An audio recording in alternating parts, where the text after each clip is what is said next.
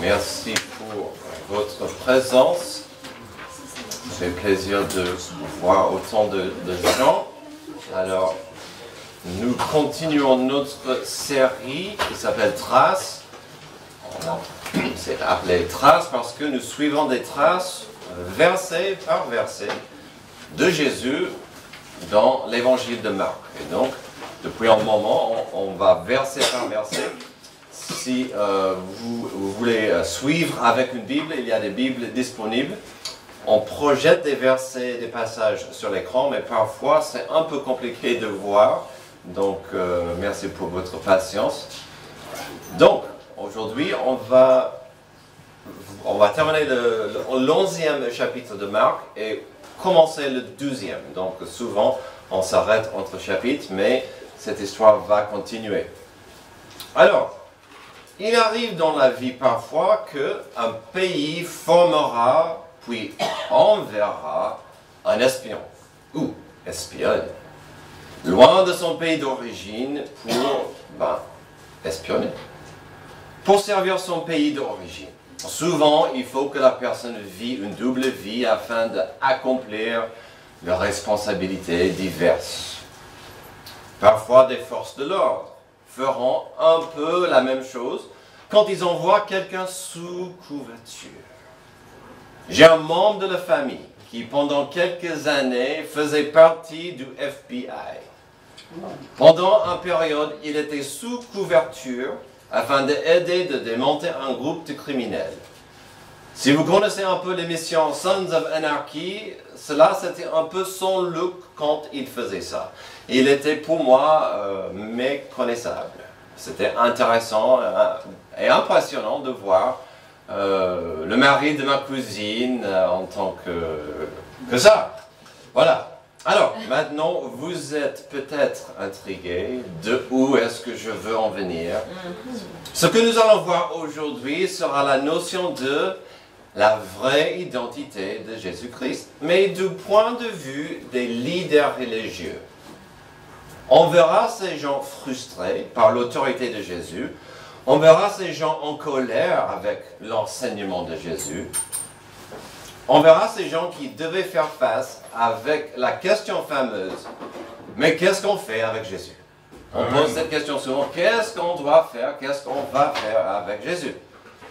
Alors, si j'ai parlé d'espions et d'agents sous couverture, peut-être des déguisements, pensez plutôt maintenant au patron incognito.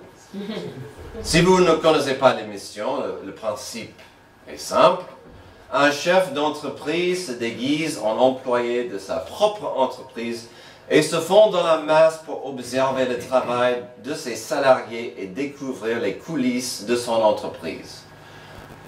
Ça, c'est une façon gentille de dire parfois de trouver des cauchemars qui arrivent dans son propre entreprise. Impressionnant de voir monsieur le chef qui se déguise comme ça.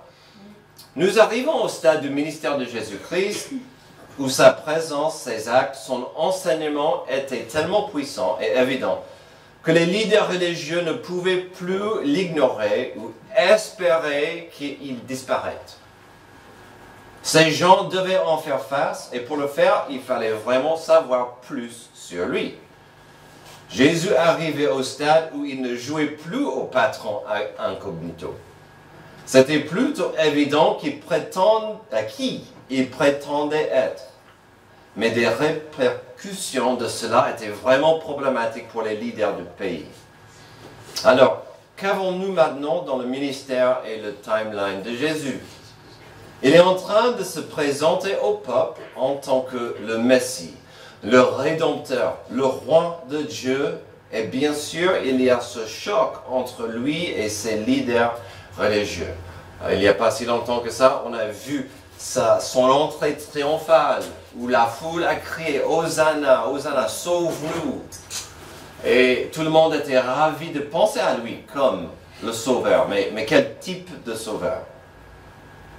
Aujourd'hui, nous allons poser la question suivante, et nous verrons deux côtés de l'occasion.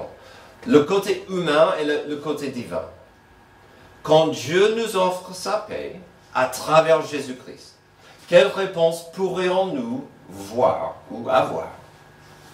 Malheureusement, nous devons commencer avec quelques réponses possibles qui viennent de l'humanité. Puisque j'ai dit malheureusement, vous avez deviné que ça commencera mal. Plus tard, on terminera avec quelques réponses possibles qui viennent de la part de Dieu. Et nous découvrirons peut-être quelques surprises. Mais voyons cette idée, cette notion de la présentation de la paix de Dieu sous forme de Jésus-Christ. Quand Dieu nous offre sa paix à travers Jésus, il peut y avoir des réponses tristes de notre part. La première, on peut voir l'ignorance basée sur l'arrogance. Verset 27 à 33. Ils se rendirent de nouveau, donc ça c'est Jésus et ses disciples, ils se rendirent de nouveau à Jérusalem. Et pendant que Jésus se promenait dans le temple, les chefs des prêtres, les spécialistes de la loi et les anciens vinrent vers lui et lui dirent: par quelle autorité fais-tu ces choses et qui t'a donné l'autorité de les faire? N'oublions pas qu'ils connaissaient Jésus en tant qu'un rabbi, un leader spirituel, mais un peu renégat, un type doué en parole et en actes, mais plutôt un solitaire qui ne travaillait pas pour le système en place. Et ça dérangeait les gens, parce qu'ils avaient le pouvoir. Si Jésus allait parler de Dieu et pas jouer leur jeu, c'était problématique. Sa popularité était maintenant plus que dangereuse, et en plus, il venait de vider le temple et de l'appeler la maison de son père. On a vu ça la semaine dernière. Il a vidé le temple parce que le temple était un cirque. C'était très difficile d'arriver dans une attitude correcte pour louer Dieu. Et c'était vraiment un endroit où les gens trichaient d'autres. C'était vraiment un problème. Et Jésus l'a appelé une caverne de voleurs. Et donc, il y avait ça. Leur question, notre question qu'ils ont posée, est plus que la classique « T'es qui toi ?» Leur question était en fait très importante, car le message de Jésus, ses actes, son témoignage, tout ça criait à voix haute « Autorité ». Autorité. Alors la question qu'ils ont posée exigeait une justification de ces actes. Comment peux-tu justifier ta vie, ton comportement, ton existence?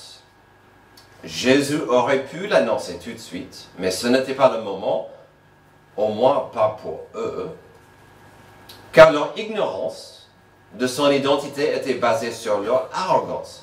Et Jésus voulait commencer avec ça. Il voulait commencer là avec cette arrogance qui prétendait donner une ignorance. Verset 29, Jésus leur répondit: je vous poserai moi aussi une question.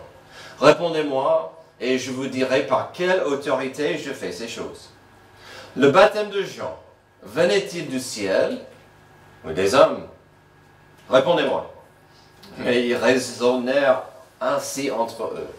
Si nous répondons du ciel, il dira: pourquoi donc n'avez-vous pas cru en lui? Et si nous répondons des hommes, il redoutait les réactions du peuple, car tous considéraient réellement Jean comme un prophète. Amen. Boum!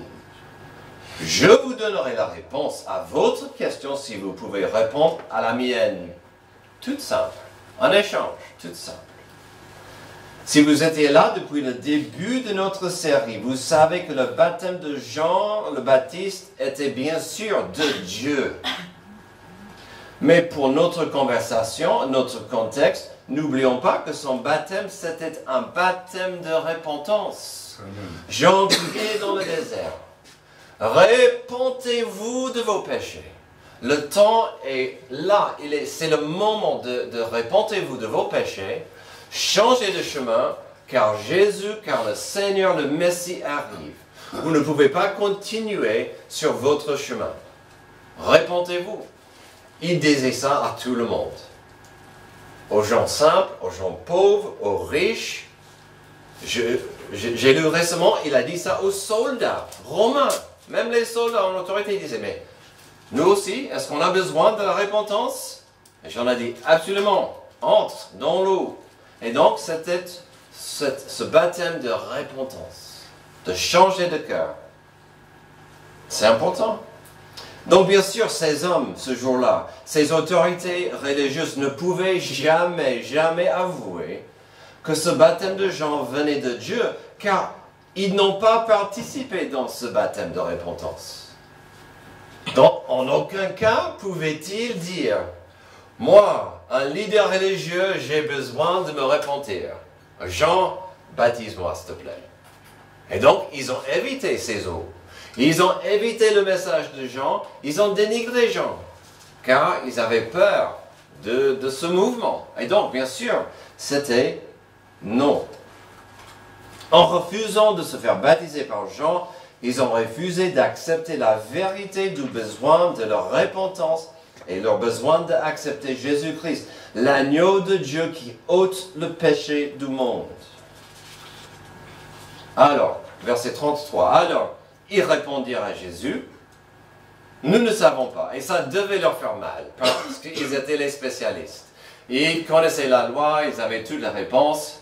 Ils devaient dire, je sais pas. « Nous ne savons pas. » Jésus leur répondit, « Moi non plus, je ne vous dirai pas par quelle autorité je fais ces choses. » Échange. Alors, désolé, ça ne va pas avancer plus que ça. Ils étaient bien coincés par leur arrogance de la vérité simple et de l'opinion des gens. J'ai toujours trouvé cela drôle de comprendre que la réponse simple des deux questions était la même réponse. Par quel droit et autorité fais-tu ces choses, Jésus? La réponse c'est Dieu. Par quel droit et autorité est-ce que Jean baptisait des gens? Dieu. Mais ils ne voulaient pas. Ils ne pouvaient pas voir plus loin que leur ignorance à cause de leur arrogance. C'est un problème humain, qui revient toujours. Quand Dieu nous offre sa paix à travers Jésus, il peut y avoir des réponses tristes de notre part. On vient de voir l'ignorance choisie. Notre deuxième réponse triste arrive, la violence basée sur l'arrogance. Et c'est là qu'on va ouvrir le chapitre 12. Verset 1, Jésus se mit ensuite à leur parler en parabole. Un homme planta une vigne. Il l'entoura d'une haie, creusa un pressoir et construisit une tour. Puis il la loua à des vignerons et quitta le pays. Alors nous avons ici une parabole, mais elle est très simple à comprendre. Parfois les paraboles de Jésus ont besoin de plus d'études, plus d'explications. Ça c'est très simple. Le propriétaire du vignoble, c'est Dieu. La vigne, c'est Israël. Les vignerons sont les dirigeants d'Israël. La parabole développe la scène présentée en Ésaïe 5, 1 et 2. Jésus ne l'a pas cité mot pour mot, mais il en a fait référence. Et croyez-moi que ses auditeurs ont compris qu'il faisait référence. Voici le petit passage d'Ésaïe. Je veux chanter à mon ami le cantique de mon bien-aimé sur sa vigne. Mon bien-aimé avait une vigne sur un coteau fertile. Il a remué son sol, enlevé les pierres et a mis des plantes de premier choix. Il a construit une tour au milieu d'elle et y a installé aussi un pressoir. Puis il a espéré qu'elle produirait de bons raisins, mais elle en a produit de mauvais. Revenons à notre passage et la parabole de Jésus. Si vous étiez là la semaine dernière, vous m'avez entendu dire qu'Israël était censé être une bénédiction, un phare pour toutes les nations. C'était le désir et le plan de Dieu.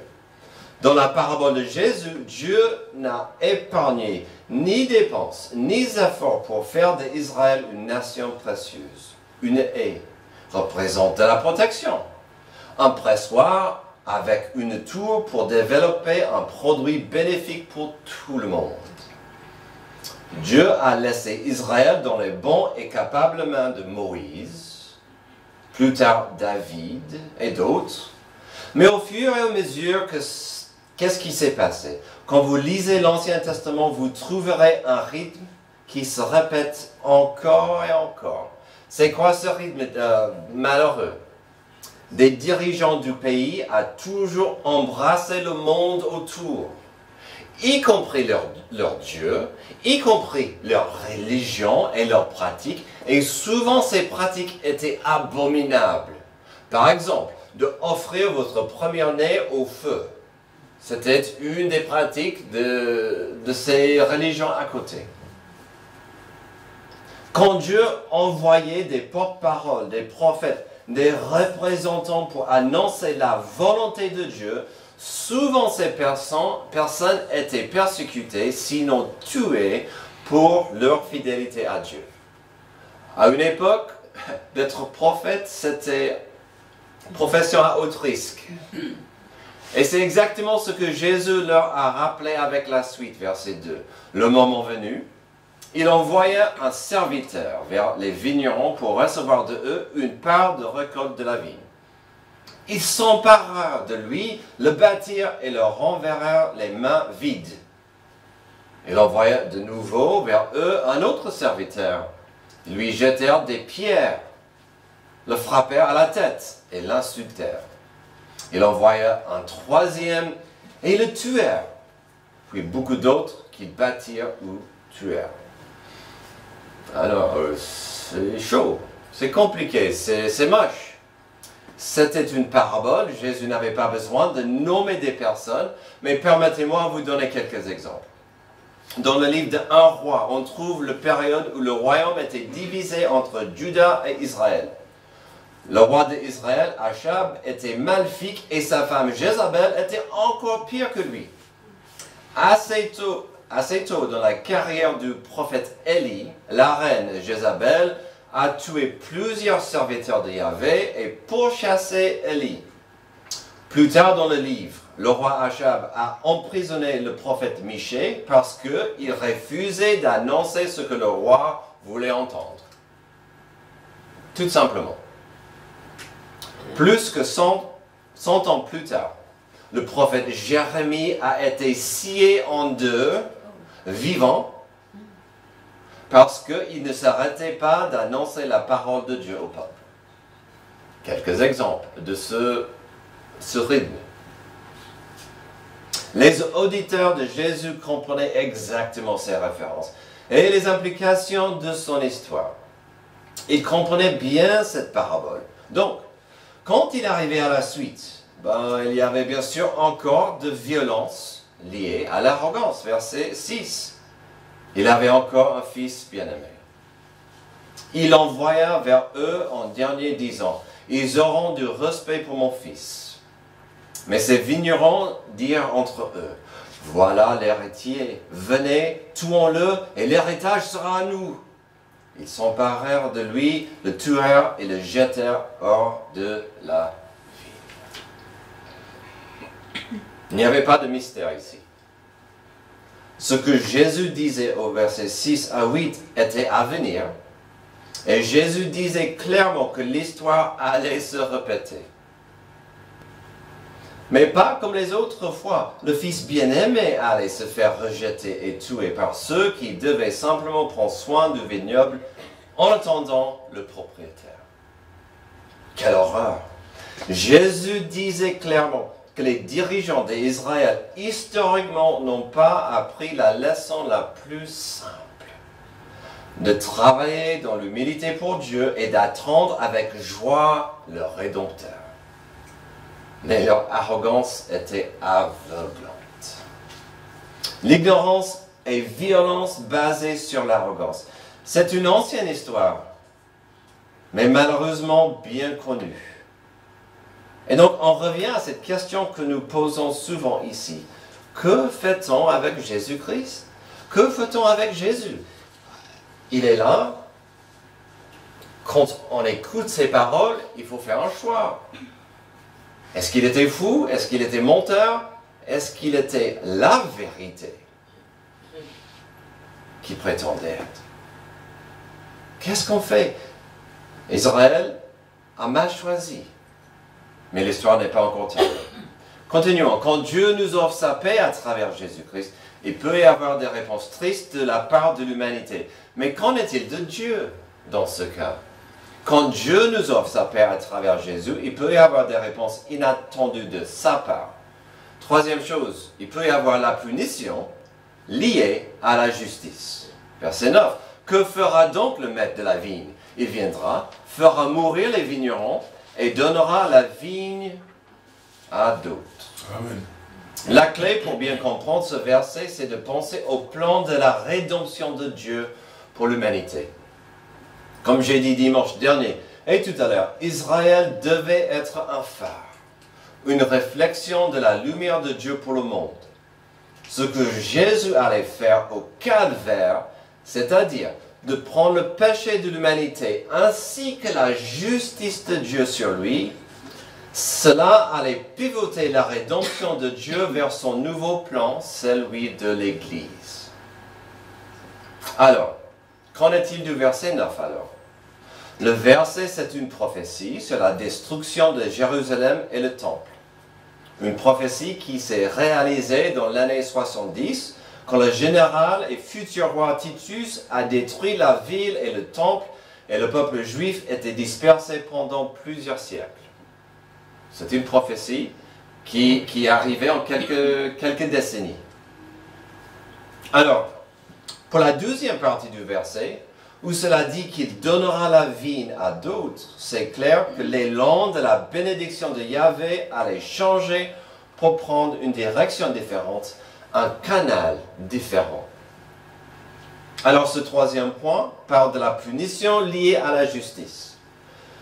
Parfois la justice de Dieu est freinée par sa miséricorde et sa grâce, et j'en suis reconnaissant. Parfois la justice de Dieu est freinée par sa grâce et sa miséricorde. Alléluia. Mais, dans ce cas, la justice de Dieu devait tomber enfin sur son peuple afin que sa grâce coule dans une nouvelle direction. Tout à l'heure, nous avons parlé un peu de l'Apocalypse, où la justice de Dieu va tomber sur cette planète rebelle. Ici, la justice doit tomber, le jugement doit tomber. C'est pourquoi il a dit que la vigne serait donnée aux autres. La vigne étant ce qu'on a vu dès le début, la grâce et la bénédiction et la lumière de Dieu pour le monde. Avant d'avancer et terminer avec notre quatrième point, j'aimerais souligner deux choses. Même si Dieu a puni Israël, il serait une erreur de penser que cette punition était éternelle et définitive. Il est clair selon la Bible et ses prophéties que Dieu a un plan pour Israël et son territoire aujourd'hui et dans le futur. La deuxième réflexion que je veux que vous compreniez, c'est que nous avons une énorme responsabilité, n'est-ce pas? Dieu a pivoté son plan de rédemption pour le monde et il l'a donné à son Église. Amen. Oh, quelle tâche! Quelle responsabilité que nous avons! Une Église qui ne comprend pas ou qui refuse de dire « J'accepte, je veux bien communiquer, je veux bien refléter, je veux bien expliquer l'amour, la grâce, la miséricorde, la justice de Dieu. » Une Église comme ça sera une Église honteuse. Mais ça nous donne une immense responsabilité. Quand Dieu nous offre sa paix à travers Jésus, il peut y avoir des réponses inattendues de la part de Dieu. La dernière réponse inattendue de la part de Dieu, c'est la rédemption. Encore liée à la justice. Verset 10. N'avez-vous pas lu cette parole de l'Écriture? La pierre qu'ont rejetée ceux qui construisaient est devenue la pierre angulaire. C'est l'œuvre du Seigneur et c'est un prodige à nos yeux. Le Dieu de la Bible est juste. C'est un Dieu de justice. Amen. Il est aussi un Dieu d'amour. Il est aussi un Dieu miséricordieux. Puisqu'il est le mélange impossible et incroyable de justice et amour, sa justice nous pourvoit la rédemption. Quelle est la rédemption? La rédemption est simple. Dans ce cas, c'est de racheter le pécheur de ses péchés, même s'il mérite la justice, Dieu va racheter et dire, je t'offre ma miséricorde, je t'offre ma grâce, je t'offre mon amour pour que tu sois mon enfant adoptif. La rédemption est belle, elle est magnifique. Je ne serais pas là sans la rédemption de Dieu. Amen. Ça fait de nous les enfants de Dieu adoptifs. Et, comme on a vu ces dernières semaines, c'est le thème principal de la Bible. Genèse à Apocalypse. C'est Dieu qui veut faire de nous quelque chose. De nous rendre purs encore comme nous étions dans le jardin d'Éden. Amen. Donc ici même si Jésus a dit qu'il allait mourir, et les gens du vignoble allaient exécuter et tuer le Fils bien-aimé, la bonne nouvelle c'est la suite. Est-ce que vous le voyez? Il est en train de dire, je deviendrai vivante, je deviendrai la pierre angulaire de la suite. Je deviendrai la fondation de l'avenir de Dieu pour ce monde. Moi, Jésus-Christ, deviendra la source et la raison d'être de la suite, c'est-à-dire l'Église. Amen. En ce qui concerne sa phrase exacte, il a cité Psaume 118, 22 et 23. La pierre qu'ont rejetée ceux qui construisaient est devenue la pierre angulaire. C'est l'œuvre de l'Éternel, c'est un prodige à nos yeux. Ce passage était compris par les Juifs en tant que prophétie sur le Messie. Et donc encore, c'était compliqué à comprendre. Mais pourquoi elle est rejetée? Ça n'a pas de sens, mais ils ont compris que c'était une prophétie de David. Si vous prenez des notes, je vous encourage de regarder plus tard Ésaïe 28, 16, où on verra la même idée et le même langage. Voici quelques passages d'autres à noter pour la même raison, car cette notion, ces images seront utilisées plus tard par l'apôtre Paul et l'apôtre Pierre pour expliquer et convaincre l'importance de Jésus-Christ, le Fils de Dieu, la fondation vivante de l'Église. Pour Pierre, c'est en Acte 4, 11, dans ce magnifique message qu'il a prêché, on en a parlé ce matin, 1 Pierre 2, 7, et pour Paul, c'était Éphésiens 2, 20, où il dit, Jésus, c'est la pierre angulaire, la fondation.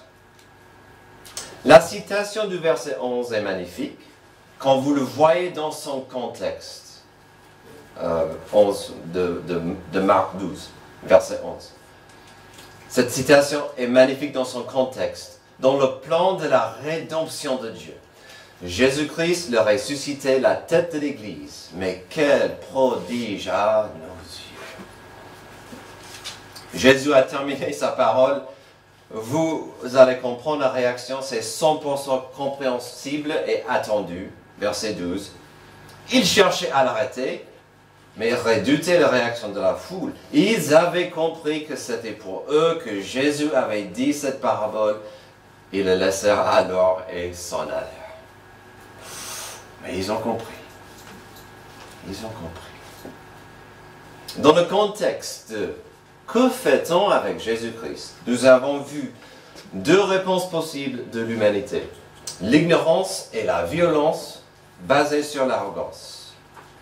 Déjà, ce mélange de mots est très humain. Ensuite, on a trouvé deux réponses possibles de Dieu. Punition, mais heureusement, rédemption. Les deux liés à la justice de Dieu. Heureusement, Dieu nous offre sa rédemption parce que sa justice exige une punition. Donc heureusement, la rédemption nous est disponible parce que sa justice exige une punition.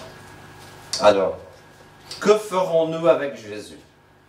Selon l'apôtre Paul, au Romains chapitre 1, quand l'homme regarde la nature, il est sans excuse, sans prétexte de dire que Dieu n'existe pas. Amen. Selon Jean chapitre 1, il y a normalement deux choix à faire devant Jésus-Christ, la lumière du monde.